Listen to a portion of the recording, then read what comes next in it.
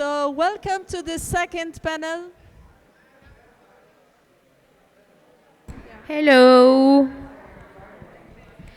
Hola, hola.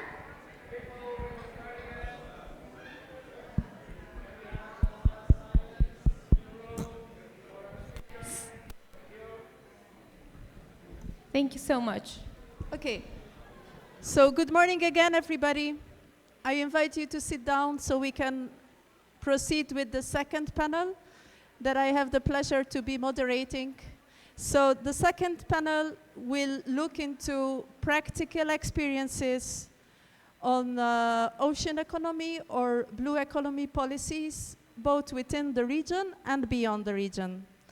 It ties very well with the first panel we just had, and also with the main objectives of this first forum, because it's trying to find ways to promote and enable the dialogue among the different stakeholders. We talked about that the governance in the region is very complex, the landscape. So the panel will focus on sharing their experiences from their organizations and lessons learned when it comes to both the design as well as the implementation of these policies, putting the focus on areas where we can work better together, where we can find synergies in order to reduce this fragmentation that we've been talking about. I think it's a very interesting and exciting panel because it brings together this full continuum, starting from the region to the sub-region, regional, a bit close to the Caribbean region, and far away even from Africa. So I think it's great to see how things all fit together. Without further ado, I would like to give the floor directly to the first panelist, to Margarita Caso Chavez, that is joining online. So Margarita is a biologist with a master's and doctoral degree in biological and fisheries oceanography. She's an expert in climate change and adaptation and designing marine and coastal public policies. She worked for 20 years in the National Institute for Ecology and Climate Change. And she has represented Mexico in various international conferences. Currently, she's the Director General of Conservation and Management of Seas and Coast in the Secretariat of Environment and Natural Resources in Mexico. So the two questions that we have prepared, following very much the same format as the first panel, the two questions that we have for all panelists are: how do we ensure coherence and synergies between existing ocean and blue economy plans and policies at these different levels, so going from the national all the way to global? And what are the main touch points between the ocean coordination mechanism to deliver this ocean SAP strategic action plan that we already talked about, as well touch points with other regional and international strategies? Margarita, the floor is yours. Thank you very much. Can you hear me? Very well, yes. Okay. So good morning. It's a real pleasure to be part of this panel. I'm very sorry to have to leave right after my intervention, and well, now I'll continue in Spanish. Quiero empezar diciendo que la presente administración de México está dando mucha atención al tema de mares y costas. México es un país 61% marino, con grandes extensiones de litoral. Estas zonas habían estado históricamente relegadas y con poca atención. Estamos tratando de revertir esta situación. Les quiero comentar sobre la Política Nacional para el Manejo Sustentable de Mares y Costas de México. Tiene un nombre muy largo, así es que me voy a referir a ella como la Política de Mares y Costas.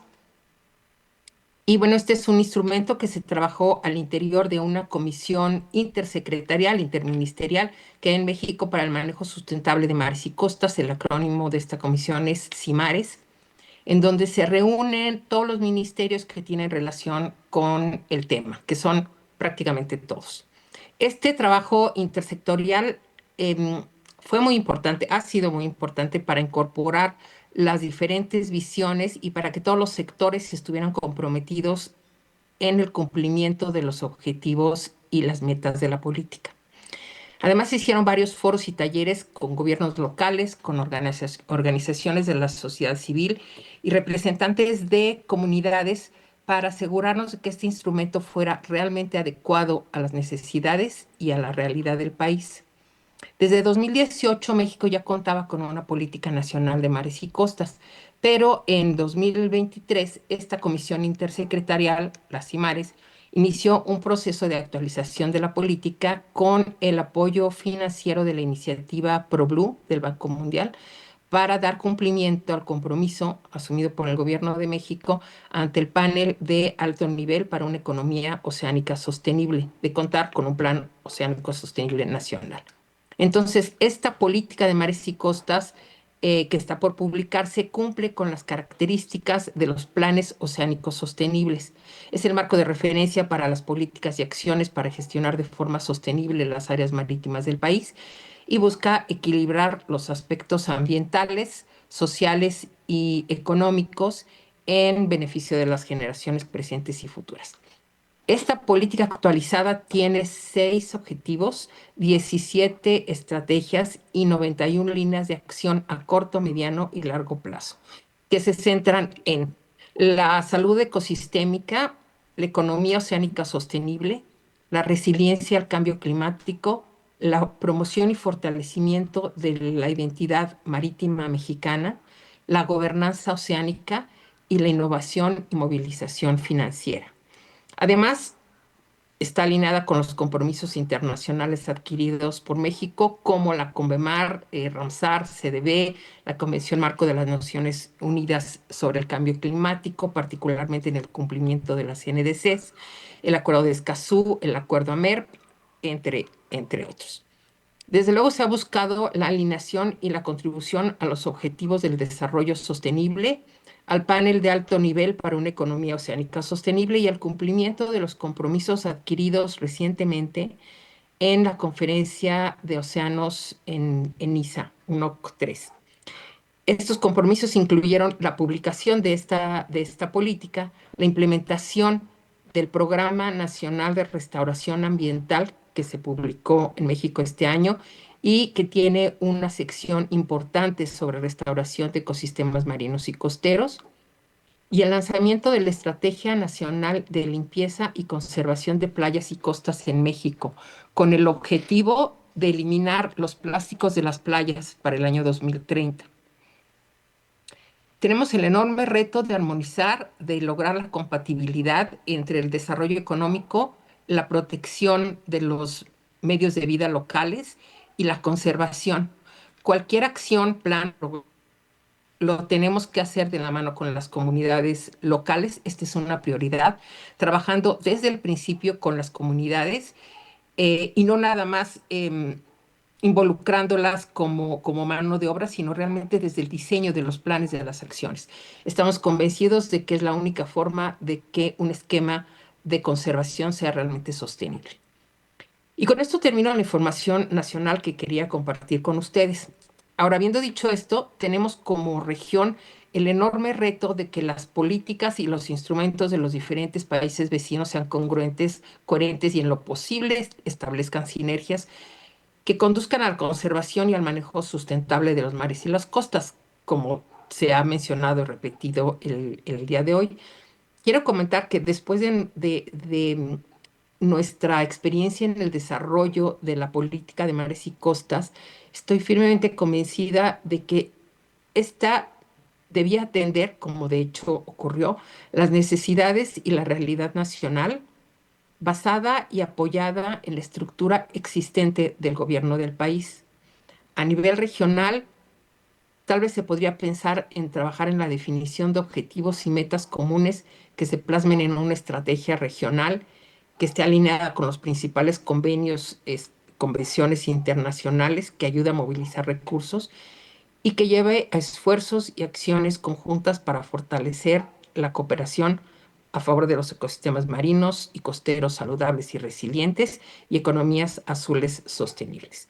Muchas gracias.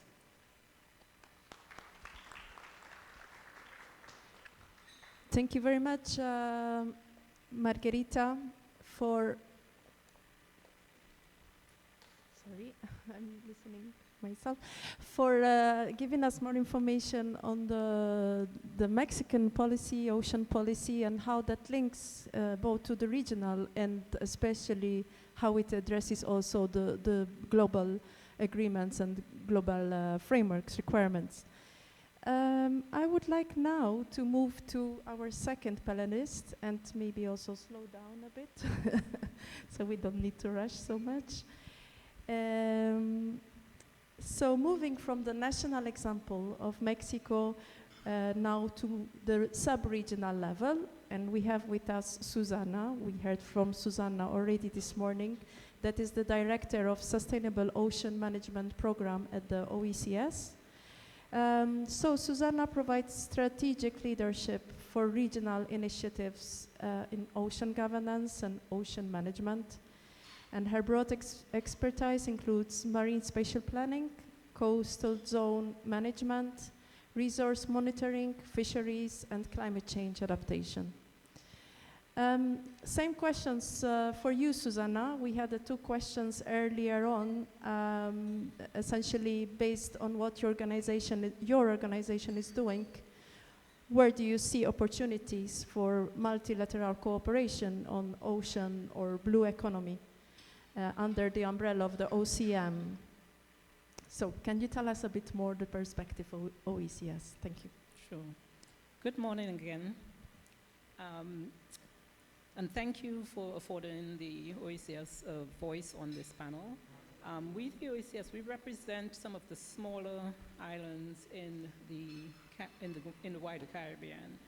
And the ocean is really the backbone of our economies, our livelihoods, our cultural heritage, and ultimately it's really the backbone of our survival as SIDS.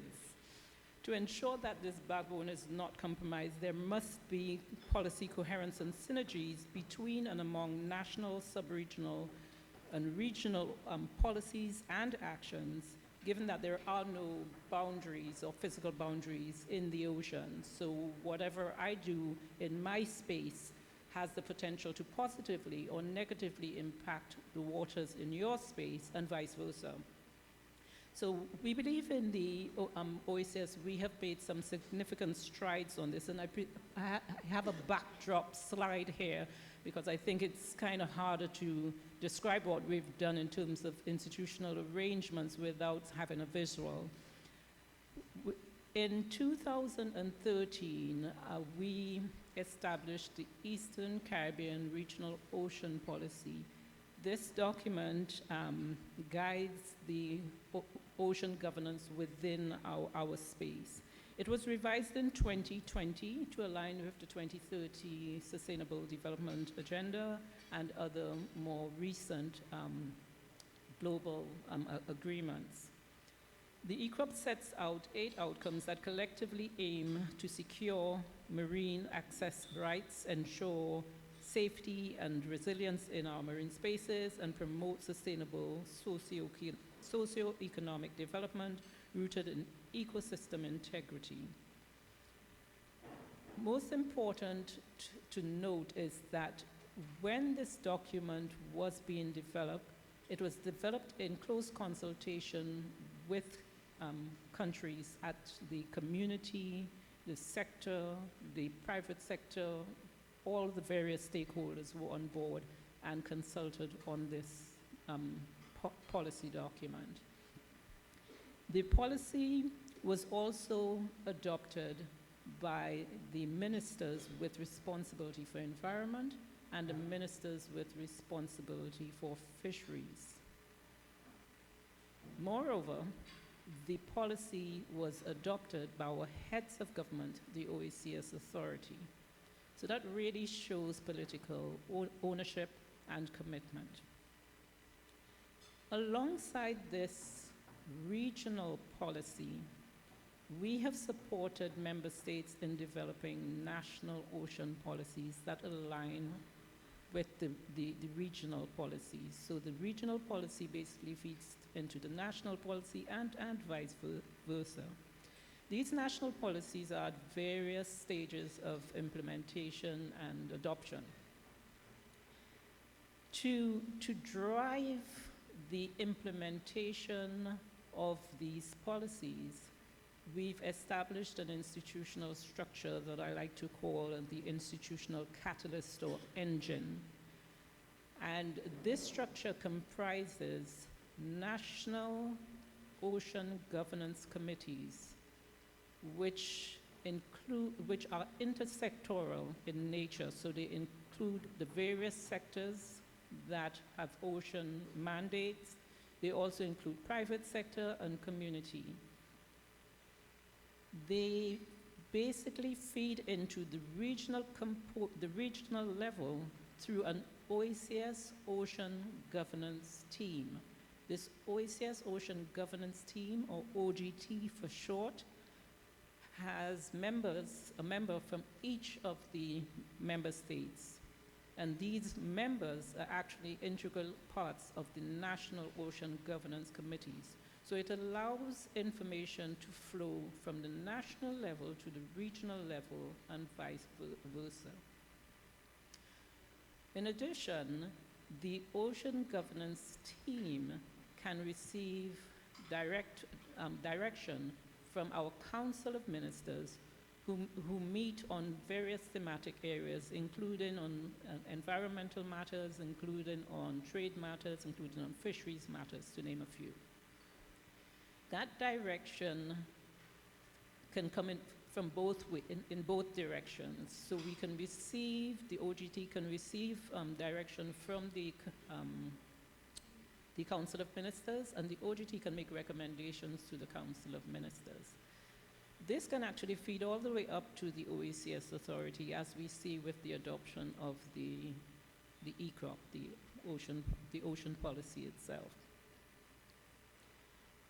To facilitate implementation of the policies, both the national and the regional, we have the strategic action plans that are associated with these policies. So the national ocean policies would have strategic action plans, but the ECOP also has a strategic action plan. The strategic action plan has a number of very specific actions and indicates the ownership of these actions if it's at the national level or if it's at the regional level, etc. The action plans, the strategic action plan is already really delivering on many of the priorities now being echoed by the OCM. Similarly, the OCM's vision to promote integrated transboundary ocean governance resonates strongly with our obligations under the revised Treaty of Bastille, which actually establishes the OECS and which calls for functional cooperation and harmonized policy approaches across our OECS member states. So for us, when we speak of the OCM's SAP process, we don't see it as a separate and new process, but rather as a convergence mechanism. That means an aligning and amplifying of existing regional and national priorities. We see a clear opportunity for the OCM SAP to help serve as the connective tissue between the ECROP, so our policy, the Sustainable Development Goals, specifically the SDG 14, and other regional and global commitments such as the post-2020 biodiversity framework. So for us, the value added lies in integration, not in duplication. Thank you. Thank you so much, Susanna, also for outlining how you set up, let's say, this governance structure to make sure that there is this two-way integration between the national and the regional. So from the sub-region, we move on to the regional level. We have with us online Mr. Karem Sabir, who is representing the CARICOM Secretariat. Are you with us? So, Mr. Karim Sabir is an environmental management professional with 15 years experience. He's passionate about development in harmony with nature. He is the Deputy Program Manager for the Sustainable Development and Natural Resources Management at the CARICOM Secretariat. His expertise covers coastal and ocean management, freshwater resources, as well as disaster resilience. Upon the UN Nippon Foundation, as a UN Nippon Foundation Fellow, Karim has also focused on the governance and science policy issues for sustainable ocean management, committed to supporting the Caribbean's journey towards resilience. Hello, hi, Mr. Karim. The same questions for you, but from your perspectives of the organization that you are representing. Thank you, Madam Facilitator. Good morning, everybody. I'll try to be brief because I noticed that you guys are pressed for time. But let me begin by thanking the organizers and the OCM CL.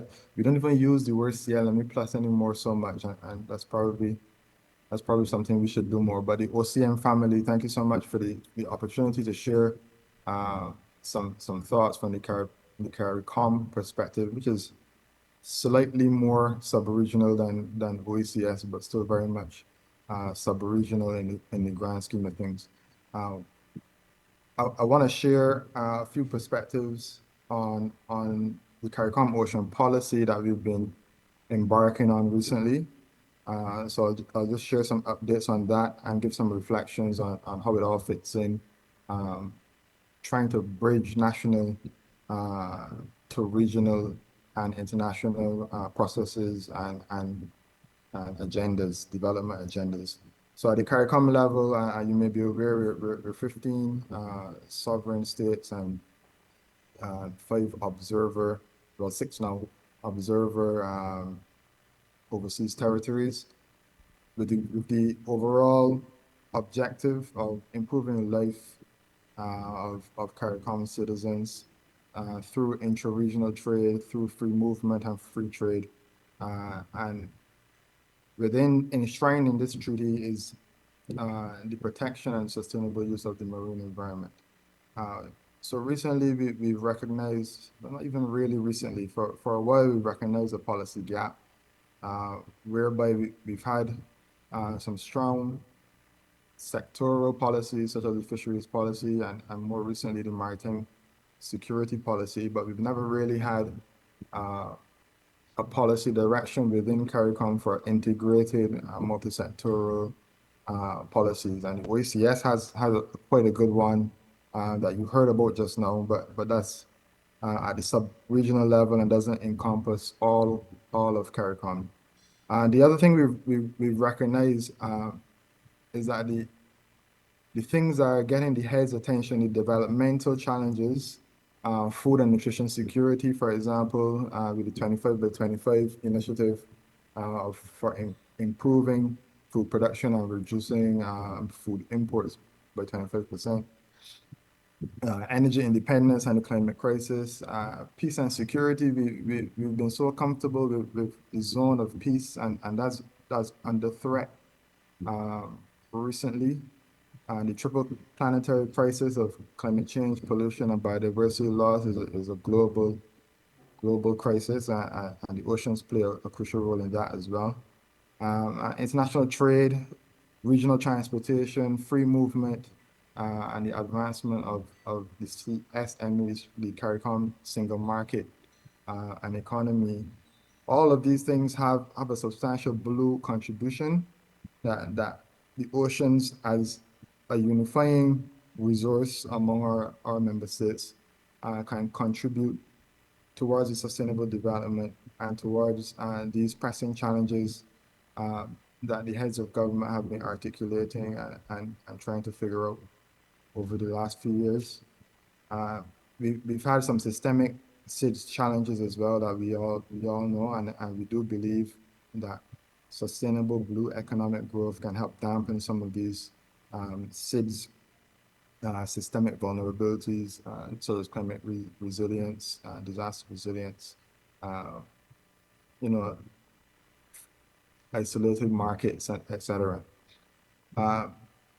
The other thing that we noticed is an institutional gap whereby there was no one single CARICOM institution to deal with the sustainable ocean economic growth and no high-level political structure either within the CARICOM family.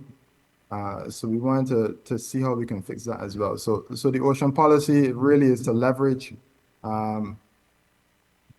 the provisions under the CARICOM Treaty, the revised Treaty of Chaguaramas, as well as to support the implementation of the treaty itself. So we began under the direction of environment ministers. The first step that was taken was to recognize the institutional gap and the regional support, and they had called for a technical advisory group for CARICOM institutions on all things related to oceans. So we banded together in a sort of, in the absence of one single entity, we banded together a group of institutions in a multinodal framework, kind of connecting all of our silos together to deal with all of the ocean issues, because we recognize that there were isolated discussions in some cases on climate change, green shipping, food and nutrition security, global trade, plastics pollution was another big one that was quite isolated in the discussions. So we wanted to bring all of these related matters together to be able to advise ministers as well as heads of government eventually, and to be able to coordinate global processes and to be able to coordinate things like the SAP, the ABAS, the Sustainable Development Goals, the Commonwealth Blue Charter. And we've heard today and yesterday the complexity of the situation in the region. There's so many plans and policies and institutions and languages and programs and projects and initiatives. And this is not meant to compete with any of those, but an extra rung on the ladder to help the transition of the member states really to reach the top of the ladder. So we began this process through some support from the UK FCDO. We've had one regional in-person consultation and several virtual consultations in smaller groups, such as the maritime administrators, renewable energy experts in the region, BBNJ focal points, which has its own coordination group within the region, and the result of that coordination within the region is that 10 CARICOM countries of the 14 are already ratified and ready to go and taking a huge leadership position within the BBNJ negotiations and within the preparation for the first COP. So this is one of the wins for CARICOM coordination in the ocean space. So far in the early stages, we've seen four strategic pillars emerging. One is cooperation and coordination on some key thematic priorities, and these, of course, my phone will ring off the hook as soon as these include one, management of nature and ecosystem services, and that's where we are here, the sustainable management of ecosystems and transboundary living resources. And the second thematic area is citizen and border security and disaster resilience as a bundle. The third is blue growth, blue finance, innovation, promoting blue skills within the region, blue infrastructure improvement and efficiencies in shipping and port operations. And the fourth of those thematic areas under the first pillar still is deep sea opportunities, the high seas, developments in biodiversity, the BNJ, as well as the ISA, opportunities for smaller and developing states to participate in global sustainable mineral development through the ISA process, and of course, high seas fishing development as well. If you could I'm wrap getting up some in the feedback next on 1 that. minute, please. Sorry, for rushing you.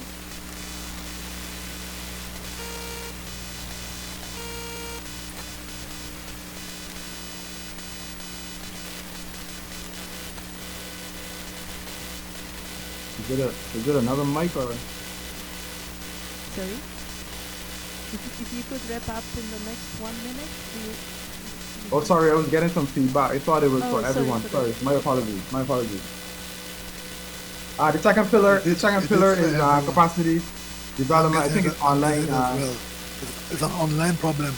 Also, Yeah, I'm there's some getting it as terrible well. feedback. I can't even hear Yeah. But anyway, the second pillar is capacity building. We want to have a common research agenda, coordinated capacity development and development of the skills. Third pillar,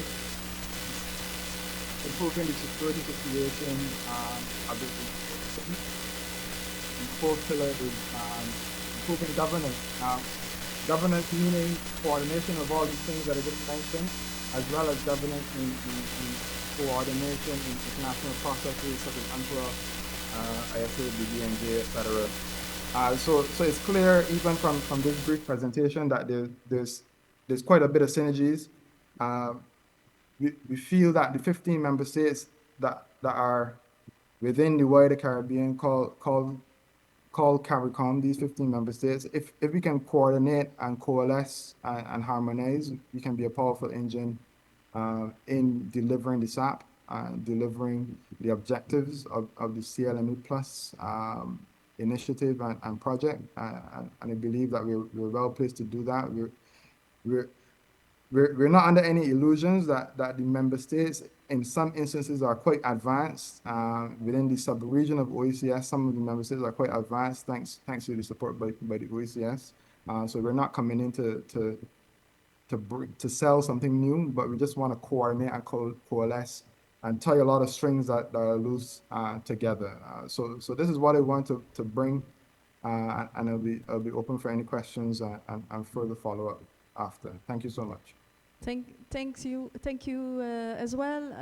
Yeah, I think one thing that struck me is that we started the day talking about policy coherence, and you brought up the policy gap, institutional gap, which will be probably more apparent once we start looking at the policy, how coherent the policies are. Thank you very much. I would like to move on, and I would like to ask the panelists to be shorter in their interventions so we have enough time for the participants also to interact. The next panelist is Mario Escobedo, who is also joining us online. And Mario is representing CICAD, which is the Central American Commission for Environment and Development.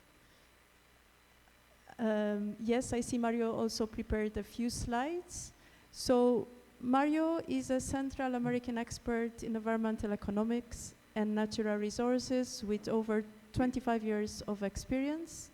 He supports governments and communities on public policy and economic instruments for natural resource management and climate change. Mario, the floor is yours. Muchas gracias, Claudette.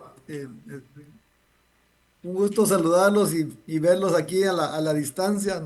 En representación de la CCAD nos hubiera gustado estar allí. Lamentablemente no los podemos saludar, pero un fraterno abrazo a esta armoniosa comunidad del Caribe y los que nos acompañan. Brevemente, y el mensaje de la Secretaría Ejecutiva de la CCAD, creo que como organismo intergubernamental del Sistema de Integración Centroamericana, creo que la respuesta, la primera de las preguntas, cómo asegurar coherencia y sinergia, creo que uno fue la la decisión de nuestro Consejo de Ministros de sumarse al mecanismo de coordinación del Caribe. Creo que es una de las decisiones políticas para apoyar este primer proceso, ¿verdad? De poder garantizar coherencia y sinergia entre los diferentes instrumentos que a nivel en este caso, del Caribe. Y tal vez brevemente, la Comisión Centroamericana de Ambiente y Desarrollo, pues es el organismo especializado del sistema aquí para Centroamérica, los 8 países de Centroamérica y República Dominicana, responsable de la agenda ambiental, está integrada por los 8 ministerios de medio ambiente de nuestra región centroamericana y República Dominicana. En, Evidentemente nuestra conexión al mar, como región, tanto al gran ecosistema marino del Caribe como al ecosistema del Pacífico, pues obviamente mm, ha motivado a dirigir la política regional con bastante enfoque en el tema del mar y precisamente era lo que mencionaba, el hecho de que como CCAD formamos parte del mecanismo de coordinación precisamente para estar integrados en esos pisos que presentó Patrick en el inicio de la actividad de hoy. Y digamos que en términos prácticos, el instrumento guía que nos permite hacer esta articulación es la Estrategia Regional Ambiental Marco, que tiene 5 líneas estratégicas que están, digamos, interconectadas, para los fines, pues es obviamente una división del trabajo, porque el propósito es que ahí haya una interconexión, la línea de mares, biodiversidad, bosques, paisajes, gestión de recursos hídricos, calidad ambiental y cambio climático, digamos, y alrededor de esas líneas, pues están definidas las acciones y las formas de poder ir midiendo los avances en la gestión ambiental de la región del SICA. Entonces, digamos que como instrumento, la ERAM creo que es para podernos articular a este mecanismo del Caribe, pues está planteada y en este momento precisamente la estamos actualizando para poder generar esa articulación a los diferentes instrumentos, tanto a lo interno de nuestra región SICA, como con esa conexión que tenemos con otras regiones y en el caso específico con el Caribe. Aquí la idea es efectivamente que estas líneas, o sea, al hablar de mares y biodiversidad, eh, definitivamente que tiene que haber una conexión con el recurso hídrico, por ejemplo, con el efecto climático, con el tema de los bosques y en el caso del mar, pues específicamente con los bosques de manglares y por supuesto los temas de calidad ambiental que tienen que ver con temas de contaminación, por ejemplo, a nivel de las zonas costero-marinas en la región. Aquí hay un propósito de desarrollar un monitoreo sistemático de los logros, de indicadores, de inversiones y que pues haya una retroalimentación, una visión multinivel, multiambiental, digamos.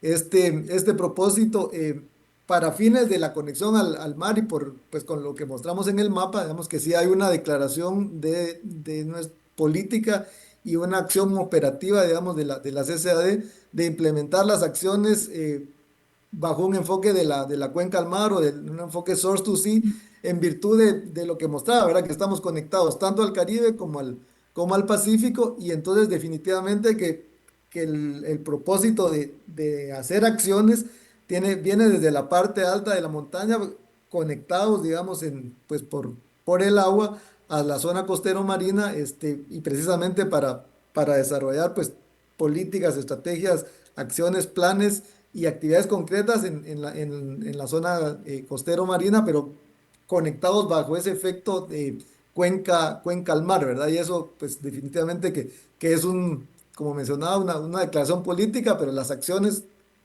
que hacemos, pues ya tienen ese enfoque. Este, por ejemplo, en la planificación, y tal vez eso al cierre lo voy a comentar, la idea es que la planificación de la gestión de cuencas esté conectada con la planificación costero-marina. O sea, eso ha sido una lección aprendida precisamente en la comunidad de práctica de aguas internacionales, ahí que la necesidad de que la planificación de la costa esté conectada a la planificación de tierra adentro, ¿verdad? Y eso ha sido un gran aprendizaje y es con lo que estamos trabajando en este momento. Aquí hay un propósito, digamos, general, obviamente con una serie de subtemas, pero la declaración, digamos, política y la acción está enfocada en mejorar la gobernanza de las cuencas con enfoque al mar para reducir efectivamente los impactos en los grandes ecosistemas marinos de la región. Ese es un enfoque con el que está trabajando la CCAD. Algunos instrumentos que creo que nos permiten hacer estos puntos de conexión que se preguntan pues que eran justo las preguntas que hacía Claudette. Uno es que pues estamos construyendo, digamos, o más bien actualizando el Observatorio Ambiental Regional que dé respuesta pues a poder recopilar y poder generar información regional que muestre esos medidores de la gestión ambiental en las líneas que mencionaba. Mares y biodiversidad es una de ellas y definitivamente vemos que es una de las conexiones con las que en la planificación pues vamos a trabajar con el equipo de Caribe. El tema, estamos alojando en este momento el Centro Regional para el cumplimiento Cumming-Montreal, un centro regional de biodiversidad de los 18 que la Convención de Biodiversidad seleccionó en el mundo, precisamente para dar esa atención al cumplimiento del marco. Y creo que justo las metas relacionadas con el océano que presentaron anteriormente, pues son de las que estamos trabajando con los países para atender el cumplimiento de esas metas a través del centro. Tenemos otro instrumento, alojamos también el hub regional Disculpe, señor Mario, ¿nos ayudaría Sí, cerrando en un minuto, por favor? sí, Gracias. ya en 30 segundos. El hub regional de transparencia climática y bueno, hemos desarrollado algunos planes de acción estratégica. Por ejemplo, aquí hay un ejemplo en el arrecife mesoamericano y pues tenemos un portafolio de proyectos que está enfocado en esta visión. Yo creo que aquí, para cerrar el tema de los puntos de conexión, creo que aquí lo que nos ofrece es, pues tenemos fuentes de información que vamos a conectar con el equipo de Caribe. Estamos articulados a redes de intercambio, pero en el tema de mejores prácticas, creo que lo que hemos aprendido con los planes de acción estratégica, creo que es muy importante, la generación, la difusión de lo que de lo que ahí se ha aprendido. El tema de la planificación del manejo y lo que mencionaba a nivel de cuenca, a nivel costero marino, planeación espacial marina conectada con la planificación de la cuenca, eso es fundamental, es una buena práctica, creo que la queremos, bueno, la estamos promoviendo. Los planes de economía azul que se derivan, digamos, por ejemplo, de la planificación estratégica que se ha desarrollado en los países. Y algo muy importante para cerrar, creo que el involucramiento de múltiples partes interesadas es fundamental para que realmente todo este proceso sea importante. Cierro, creo que la comunidad práctica que se ha desarrollado a través del programa IW Learn, que lidera pues Claudette, creo que ha sido algo que nos ha permitido conectarnos, que ahora que vemos, ahora estoy viendo 70 participantes, a bastantes los conocemos precisamente como resultado de esa buena práctica que creo que nos permite avanzar en este profundo trabajo digamos, en este caso, del trabajo en el Caribe. Así que muchísimas gracias y estoy atento por cualquier pregunta. Un saludo para todos. Buenos días. Thank you. Thank you very much, Mario, for your intervention and also for bringing up this source to sea aspect. The fact that we cannot just focus on ocean policies without taking into account land activities that will also impact ocean policies. Moving on, and we move back to the room, so it's easier for me to keep the time because I see that we are running late.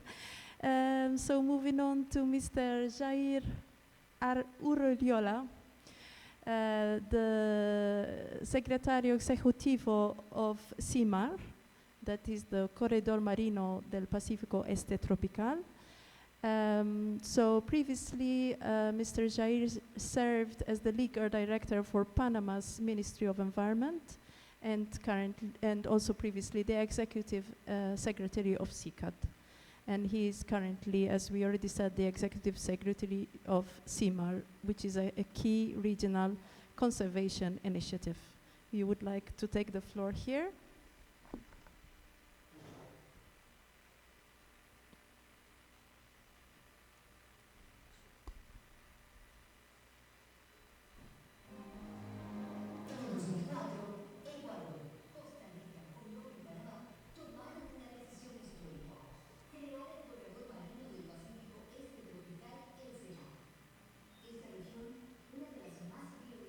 Planeta alberga especies migratorias como ballenas, tiburones, mantarrayas, delfines, tortugas y aves marinas.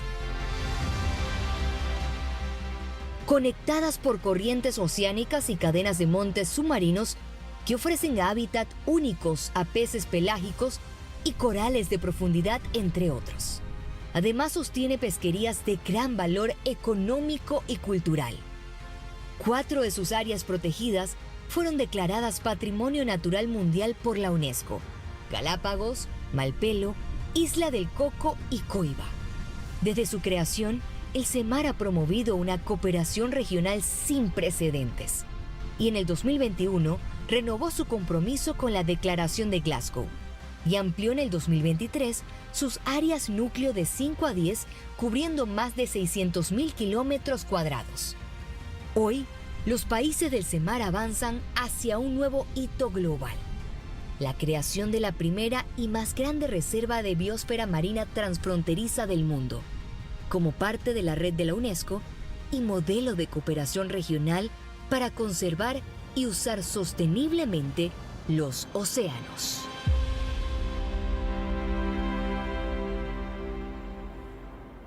Gracias, muy buenos días a todas y todos. Un saludo muy especial al equipo del mecanismo de Procaribe. Gracias por la invitación y por tenerme acá. Por supuesto también a IW por la oportunidad que me brindan. Como digo yo, una imagen, en este caso un video, puede hablar más que 1000 palabras. Esa fue mi conferencia en 1 minuto y 45 segundos, básicamente. Y como se mencionó en el panel anterior, el CEMAR es esta iniciativa voluntaria que nació hace 21 años con una declaración de ministros de ambiente de Costa Rica, de Panamá, de Ecuador y de Colombia, en el marco de la necesidad que encontraron de cooperar o luchar en contra de la pesca ilegal que se determinó existía entre los territorios que compartían en el Pacífico Este tropical. Más de 600.000 kilómetros cuadrados hoy en día, que representan 8 veces el tamaño de Panamá, o para que nos hagamos una idea más clara, todo el territorio francés, todo Francia es lo que es el CEMAR hoy en día. Y este importante territorio, siguiente por favor, este importante territorio también comparte una cadena de especies protegidas que genera todo un canal de comunicaciones, una serie de canales de comunicaciones entre estas especies y que incluso va más allá del propio territorio del CEMAR, porque como siempre digo yo, las especies no conocen fronteras, las fronteras las marcamos los hombres y las mujeres, pero esa ruta que nace originalmente del Pacífico Este tropical en Baja California Sur, México, y que llega hasta el norte del Perú. Y por eso en el marco de la cooperación regional, México se suma al trabajo a través de un área marina protegida que se llama Revillagigedo, que está en la parte sur, y también se suma Francia, porque hay un atolón, un espacio, una pequeña isla deshabitada que se llama Clipperton, que es un territorio francés de ultramar. Entonces, Francia y México desde el año 2021 también forman parte del grupo de trabajo de áreas marinas protegidas del CEMAR. Y con ellos coordinamos activamente todo lo que se hace en este importante territorio. Siguiente, por favor. Siguiente, esto creo que ya estaba parte del video. Quiero entrar en esta parte, que creo que es importante resaltar cómo funcionamos y cómo está nuestra gobernanza. Si bien no tenemos un acuerdo vinculante en este momento, es una iniciativa voluntaria que, como se dijo en el video, nace en el 2024, se mantiene durante 20 años o menos antes de eso, pero luego los presidentes de los 4 países que se encuentran en Glasgow en el marco de aquella COP de cambio climático deciden emitir una declaratoria ya no ministerial sino presidencial, una declaratoria de Glasgow que reafirma el compromiso de trabajar de manera conjunta. Y eso nos lleva al siguiente paso. ¿Y cuál fue el siguiente paso? Determinar que requeríamos una institucionalidad más fuerte. Y por ello se tomó una primera decisión, crear una secretaría con sede permanente. Hasta este año, más bien, hasta mediados de este año, en el CEMAR, que la gobernanza está dada por el Consejo de Ministros de Ambiente, los 4 ministros, se rotaba una secretaría pro tempore cada 3 años. Cada país cada 3 años iba coordinando el trabajo. Los países decidieron generar una sede permanente, ahora está basada en Panamá, y a partir del 1 de julio se creó, entró en funciones esta Secretaría Ejecutiva que me honro ahora dirigir gracias a la selección de parte de los 4 países de manera consensual, luego de un concurso público que se hizo para profesionales de los 4 países. Adicionalmente tenemos un grupo de trabajo, un comité técnico regional, que es la base técnica que alimenta de toda la información, obviamente, a los ministros a la hora de tomar sus decisiones. Y tenemos múltiples grupos de trabajo vinculados a temáticas como turismo, áreas protegidas que le mencioné, en el que participan México y Francia, ciencia, comunicaciones, pesca y monitoreo y vigilancia, que es una de las fórmulas de trabajo conjunta. El CEMAR, como también se mencionó, creo que lo mencionó Cintia en el panel anterior, trabaja a base de un gran grupo de colaboradores, de donantes, una coalición de donantes, como se llama, en donde hay no solo parte económica, como el CAF, que acá está nuestro querido Eric Castro, el Banco Mundial u otros, sino también hay mucha filantropía, pero mucha ciencia detrás de cómo funcionamos en el CEMAR. Siguiente, por favor. Y hoy tenemos, y digo hoy porque se aprobó el 7 de octubre, muy recientemente, un nuevo plan de acción. Un nuevo plan de acción 2025-2035, que será la Biblia que nos rige y que nos permitirá trabajar. Y eso es parte de esa sinergia que podemos hacer con el mecanismo, que podemos utilizar como base para trabajar junto con nuestros hermanos del Caribe. Hay un tema, y aquí yo lo digo gráficamente, el Caribe está de un lado, el Pacífico del otro, pero nos acordamos que tenemos el Canal de Panamá, especies migratorias, especies invasoras van y vienen de un lado al otro. Ese es otro tema con el que también podemos trabajar de manera conjunta entre Pacífico y Caribe, no solo en la parte, digamos, política de organización o de ejemplo, sino en las temáticas que giran en torno a cambio climático, biodiversidad, conservación, control y vigilancia. Es lo mismo que seguramente van a trabajar o estarán trabajando del lado Caribe, que estamos y venimos trabajando del lado Pacífico, y que, como bien mencionó Patrick al inicio del evento, de los 4 países del CEMAR, 3 países tienen 2 costas, tienen costa Caribe y tienen costa Pacífica, Panamá, Costa Rica y Colombia. El único que no la tiene es Ecuador. Vamos terminando. Siguiente, por favor. Y bueno, en el marco de ese trabajo o de esas acciones que podemos hacer, armonizando ya sea metodologías o protocolos para manejos conjuntos, también establecer o fomentar el mejoramiento de una plataforma regional de intercambio entre las iniciativas que estamos del lado Pacífico con las iniciativas que están en el lado Caribe. Creo que eso será importante, y desarrollar también estrategias compartidas para enfrentar la contaminación marina, el control de especies invasoras que mencioné, e impulsar mecanismos de financiamiento conjunto. Creo que eso también es un reto que tendríamos que manejar de manera conjunta. Cómo en esta sinergia que se puede trabajar, también comparecer ante los financistas. No me quiero extender más porque estoy obviamente pasado del tiempo como todos, pero agradecer nuevamente el espacio que se nos dio para presentar qué es el CEMAR, cómo funciona este corredor marino del Pacífico Este tropical y cómo podemos hacer sinergia para trabajar de manera conjunta con ustedes, los hermanos del Caribe. Muchas gracias.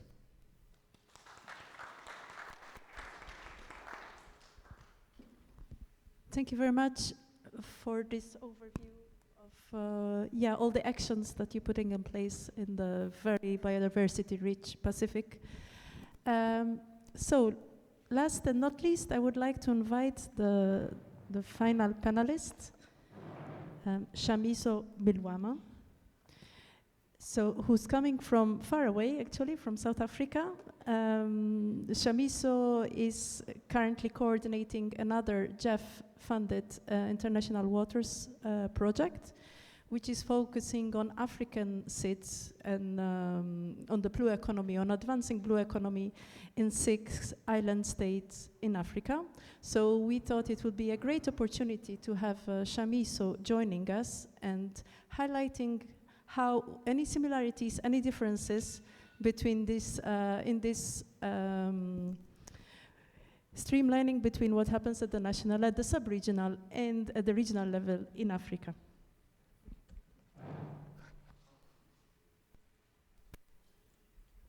Thank you very much, Claudette, and good morning to everybody. It really is a pleasure to be here, and I'm coming with my colleague Vianney from the African Union Commission. Again, thank you to the organizers as well as JFIW Learn for the opportunity to really hear a little bit more about what is happening within your region and share some insights. Claudette has already given a little bit of the context, but I think let me briefly introduce the African SIDS project and then speak to some of the coordination mechanisms that we are working with as we engage in the implementation. The project is formally called Supporting Sustainable and Inclusive Blue Economy Transformation in African SIDS, and it is a UNDP GEF initiative being implemented by Global Water Partnership Southern Africa with the African Union Commission as the custodian of the project. It supports 6 African islands, namely Cabo Verde, Comoros, Guinea-Bissau, Mauritius, Sao Tome and Principe, and Seychelles. Now, these islands are all spread across different oceans, they're spread across different LMEs, so there really is a need for overall sort of coordination when it comes to dealing with issues around small island developing states. The project is focusing in across 3 different key areas, namely strengthening governance frameworks, piloting national blue economy demonstrations, and facilitating regional learning and knowledge exchange. In terms of coordination at the continental level, the project is anchored under the African Union Commission, which provides the main coordination platform for African SIDS. And within the African Union, there's a Blue Economy division that then leads all blue economy related work. This division is guided by 2 key instruments. The first is the Africa Blue Economy Strategy and its supporting implementation plan. And the second looks at the African Ocean Governance Strategy to sustainably manage ocean resources, and the strategy was developed in 2025. To strengthen alignment across member states, the African Union is in the process of developing and launching an African Blue Economy Dashboard. This is a digital platform that will then track the implementation of blue economy related issues across all of the countries using a common set of indicators. This helps to create a shared evidence base and ensures comparability of progress between the member states. Each African Union member state has also been encouraged to develop their own national blue economy strategies aligned to the continental framework. So this helps to ensure vertical coherence, which looks at alignment between national and regional policies, as well as horizontal coherence around collaboration and learning amongst coastal and island states. For African island states in particular, a new coordination mechanism has been established, namely called the African Islands Climate Commission, and this was established in 2020. This brings together all of the African islands to speak with one unified voice around climate and ocean issues. Its secretariat is hosted by the Indian Ocean Commission, and it reports directly to the African Union, giving it access to high-level political engagement at both ministerial and heads of states levels. The Commission was initially focused on climate change, but it's since been expanded to look at 6 thematic areas, one of which is focusing in around the blue economy and ocean governance. So it really has become the key commission to look at guiding issues around island states across the continent.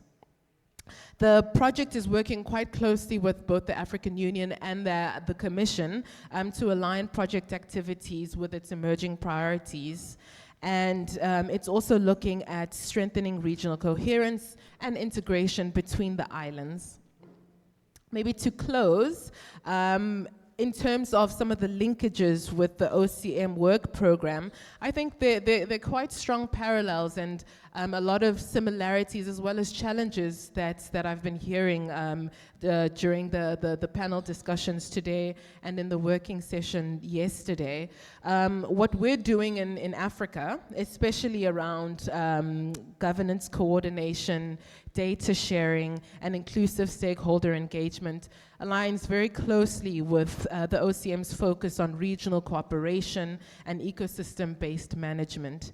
So our experience has really shown that with the right structures, partnerships, and political will, it is possible to move from big continental visions to real on-the-ground implementation. And while we're still relatively new on that journey, it is a journey that we are really learning and adapting, and happy to share a little bit more along the way and definitely get some lessons learned from other regions. Thank you. Thank you so much. I think this is very interesting to get also the perspectives from another region with very similar challenges and very similar landscape. How many minutes do we have? Is there any question? We want to give you the opportunity to exchange ideas with the panelists. We are running late, you know that, but still any comment, question for this great panelist? Good morning, everyone. This is Vianney from the African Union Commission. Just a quick reflection from what my colleague Shamiso just mentioned. It is important to recall that all what she has mentioned, I actually concur. It's underlined, or it's aligned in the Africa Blue Economy Strategy, which is actually being implemented in African Union member states and the regional economic communities. So for us at the African Union, we are basically in charge of coordination of what, to make sure that member states, regional economic communities actually align their strategies with what we have at the continental level. Blue economy is actually a domain very new in Africa, for a few exceptions for member states like Seychelles who are actually advanced in this domain. So for us at the African Union, we encourage member states to proceed to adopt the strategy and implement. So now we are actually involved in raising awareness and making member states understand the importance of implementing these strategies in their country. Like she mentioned, we are in collaboration with the UNDP GEF project implemented by Global Water Partnership Southern Africa to implement blue economy, sustainable, inclusive blue economy strategy transformation in Africa, which includes 6 island member states, like she mentioned. So I just wanted to improve or give some reflection of what we do at the African Union.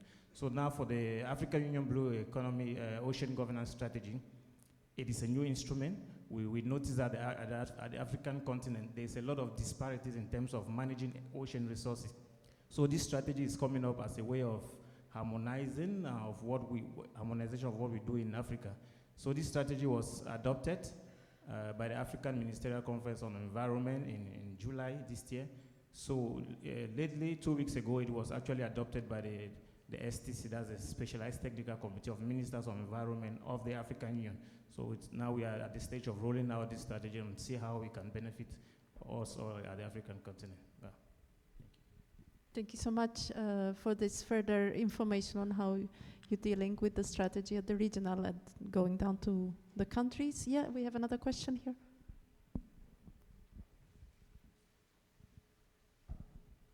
Thank you. My name is Cristian Alba from Mexico. I will speak in Spanish. Y me gustaría saber si se tiene pensado en diferentes foros, en el evento se ha planteado mucho la idea de dar cumplimiento al 30-30. En ese sentido, ¿se tiene alguna hoja de ruta, se tiene pensado el diseño de una hoja de ruta para dar el cumplimiento al 30-30 a nivel regional? Gracias. Is that directed to somebody specifically or more in general? In general. Okay. Anybody would like to? Yes. Gracias, Cristian. En el marco del CEMAR, del lado pacífico, efectivamente los países, y de hecho ese plan de acción que mencioné brevemente, está enfocado en poder ayudar durante los años que quedan de la meta 30-30, enfocarla hacia allá. Bueno, algunos de nuestros países, por ejemplo, como Panamá, ya cumplió su meta, pero la idea es, desde lo regional, poder avanzar y trabajar de manera conjunta que permita que a los que quizás todavía no han avanzado tanto, poder sumarse y cumplir la meta, sobre todo desde la parte oceánica, ¿no? De la parte marina, que es la que nos compete a nosotros. Pero sí, siempre la visión enfocada en eso, en las convenciones, las cosas que tienen que cumplir cada uno de los países en el marco de cada una de estas convenciones o de estos acuerdos internacionales, que es parte de la ruta que se sigue, al menos desde el lado del Pacífico, ¿no?